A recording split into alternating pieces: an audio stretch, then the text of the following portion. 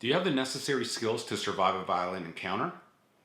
Whether you think you do or you don't, I think you'll benefit from today's episode of Tactical Tidbits.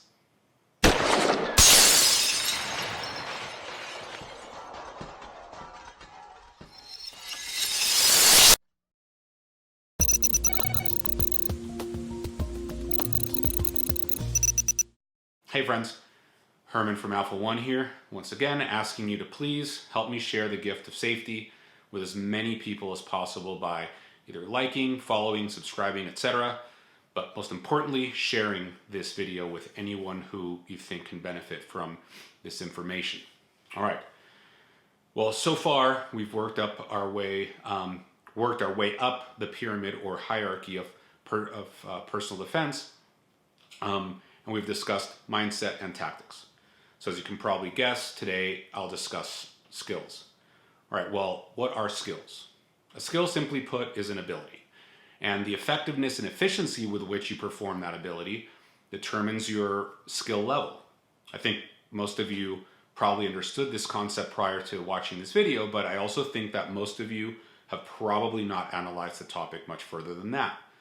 For teachers, instructors, coaches, this is a very important topic, and there's a ton of science and literature about it, and almost an infinite number of opinions regarding not only what skills one should know for self-defense, but also how to best learn those skills. And it's just a mess out there, and that's why I'll do another episode focusing on all of that, at a later time. But for now, I simply want to make it clear where skills stand in relation to the previous factors we've discussed, mindset and tactics. So let's start with an example. Let's take someone who is a very capable MMA practitioner, mixed martial arts. Not necessarily a professional, but someone who's been training in striking and grappling arts for years and does a fair bit of sparring. I think you would all agree that that requires a lot of skills, right? Well, how would a person like that fare in a violent altercation compared to someone with no such skills? Most people would answer immediately that the MMA fighter would do much better. And all things being equal, that would be correct. However, all things are not always equal. Consider a scenario where the MMA guy has an unconscious bias, as many martial artists and combat sports practitioners do, that his skills in the cage are enough to get him through any violent altercation. So he has never given any thought to mindset or tactics. And in so doing, he doesn't have the situational awareness to detect an ambush and is blindsided by an attacker. How much good did his MMA skills do him? Heck, even if he did see the initial attack coming, let's say the bad guy had a weapon, a knife or a gun. Now, compare that to a scenario in which a regular person with no MMA background, but who has experienced real-life violence before and has confronted the fact that they were inadequately prepared for it.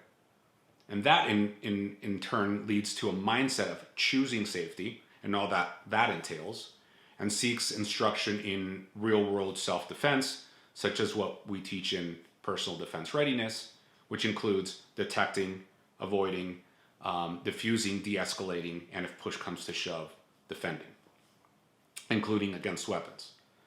And if taught correctly, this person will not have had to train any of these skills for several days a week for years, like the MMA fighter did in order to become effective in his personal or her personal defense.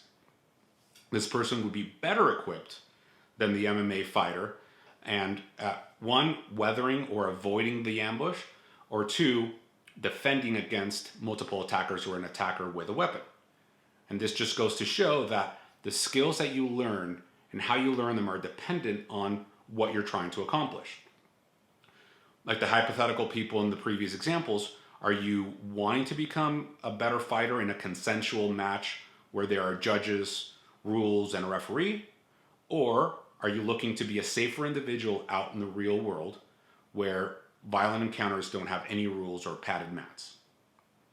That isn't to say that an MMA fighter's skills aren't transferable or useful in the real world, just that they aren't sufficient.